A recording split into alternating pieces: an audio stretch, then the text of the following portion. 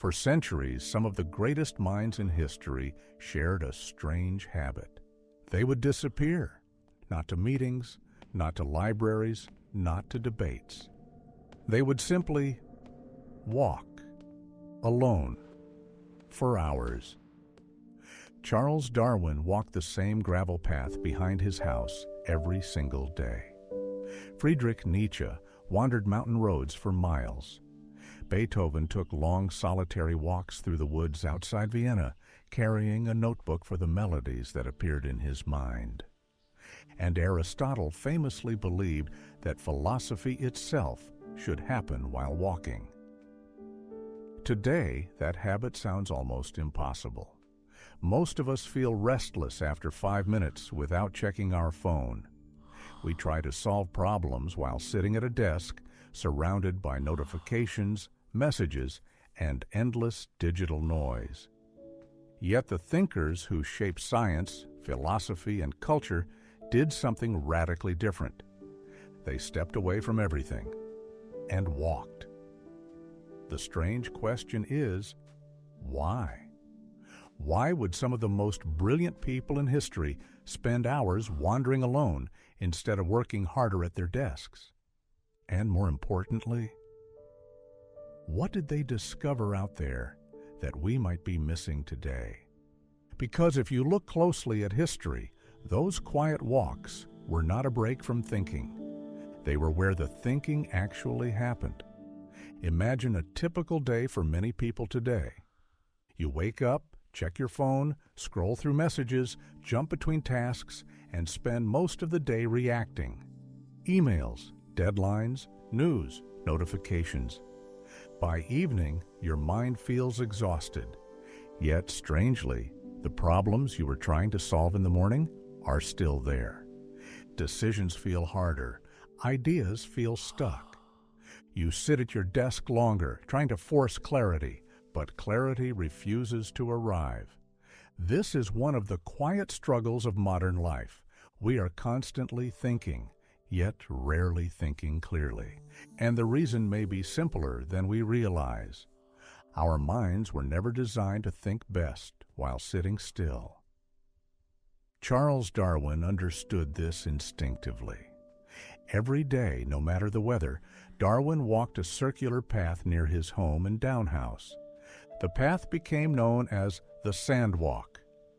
It was not long, just a quiet trail looping through trees.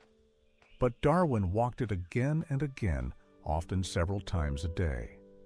Sometimes he walked while deeply absorbed in thought. Other times he walked simply to let his mind wander. Many of the ideas that would eventually form the theory of evolution were shaped during those walks. Not at a desk, not in a lecture hall, but moving slowly through nature, alone with his thoughts. And Darwin was far from the only one. Nietzsche claimed that all truly great thoughts are conceived while walking. Beethoven wandered through forests, carrying sheets of music in his pockets, writing down melodies as they appeared. Immanuel Kant followed the same walking route every afternoon so precisely that neighbors reportedly set their clocks by his routine. Across centuries and cultures, a strange pattern appears. When thinkers wanted clarity, they walked. But why? The answer has less to do with exercise and more to do with how the mind works. When we sit in one place, especially while staring at screens or focusing intensely, the brain enters a narrow mode of attention. This mode is useful for tasks that require precision, but it is terrible for insight. Insight requires something different. It requires space. When you walk, especially alone, the mind shifts into a quieter mental state. Your attention loosens. Your thoughts begin to wander. Memories connect to ideas. Questions connect to experiences. Problems rearrange themselves. Psychologists sometimes call this the default mode of the brain. It is the mental state where creativity, reflection, and self-understanding tend to appear. The strange thing is that this state cannot be forced. You cannot command your mind to have a breakthrough, but you can create the conditions where breakthroughs become more likely. Movement, solitude, and time without interruption. In other words, a long walk alone. This is why walking has played such a powerful role in philosophy. Aristotle's school in ancient Greece was known as the peripatetic school. The word peripatetic literally means walking around. Aristotle taught his students while walking through shaded pathways. Ideas flowed more naturally when the body was moving. Even today, many people experience the same thing. You struggle with a decision all day, then you step outside for a walk. And suddenly, halfway down the street, the answer appears. Not because you forced it, but because you finally gave your mind the space it needed. There is another reason great thinkers walked alone. Solitude, not loneliness. Solitude. The difference matters. Loneliness is the feeling of being disconnected from others. Solitude is the deliberate choice to step away from noise. And history suggests that solitude has always been one of the most powerful environments for deep thought. When Nietzsche walked through the Alps, he was not escaping the world.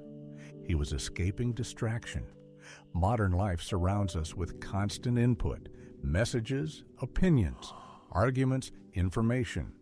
So much information that our own thoughts rarely get a chance to surface. But when you walk alone, something unusual happens. Your mind begins to hear itself again. This is where the real twist appears.